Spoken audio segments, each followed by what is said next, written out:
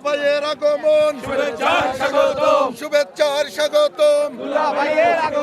দুলাভাই বই নাই, সিলেটবাসীর পক্ষ থেকে দুলাভাইয়ের আগমন, সিলেটবাসীর পক্ষ থেকে দুলাভাইয়ের আগমন, কিউব হোল্ডিংসের গল্পে সেই রেখাটি আঁকা হয়েছিল আজ থেকে 1 যুগ আগে।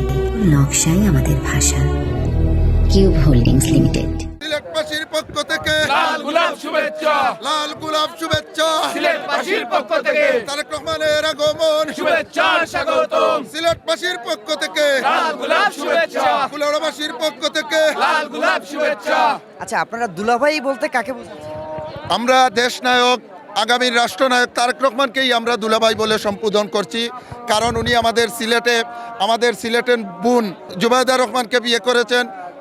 এই হিসাবে আমরা উনাকে দুলাভাই বলে সম্বোধন করছি। এই যে দুলাভাই বলছেন, উনি কি জানেন যে আপনারা তাকে সবাই দুলাভাই বলেই ডাকেন? আপনারা দেখেছেন গত 16ই ডিসেম্বর উনি নিজের বক্তব্যে উনি হাফ সিলেটি হিসাবে ঘোষণা করেছেন। উনি নিজেই আমাদের লন্ডনে উনি জামাই আদরে ছিলেন আমাদের সিলেটবাসীর পক্ষ থেকে। একটু জানবো যে আপনারা এই সিলেট থেকে এত দূর এসেছেন কিসের টানে? মানে শালারা কি দুলাভাই টানে আসছে? হ্যাঁ, 100%।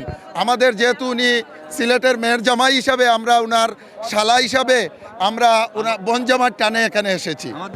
একটু শুনবো যে আপনার রাজনৈতিক ব্যাকগ্রাউন্ড আসলে কি করেন আপনি, আপনার নাম পরিচয়? আমি কুলাউড়া উপজেলা বিএনপির সাবেক ছাত্র বিষয়ক সম্পাদক, কুলাউড়া পৌর ছাত্র দলের সাবেক আহ্বায়ক, বর্তমানে কুলাউড়া পৌর যুব দলের যুগ্ম আহ্বায়কের দায়িত্ব পালন করছি।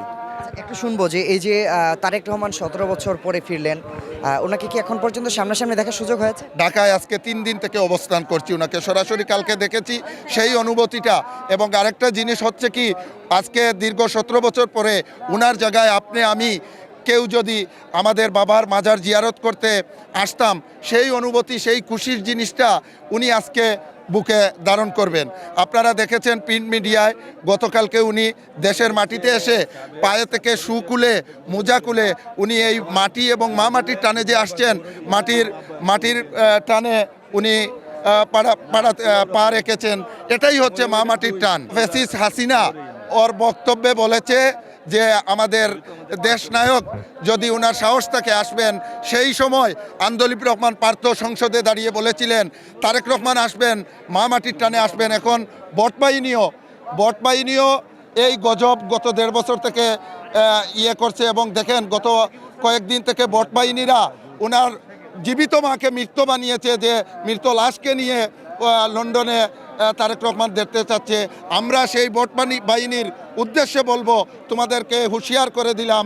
আজকে সকল জল্পনা কল্পনা শেষে গতকালকে আমাদের প্রিয় নেতা দেশনায়ক তারেক রহমান এসেছেন।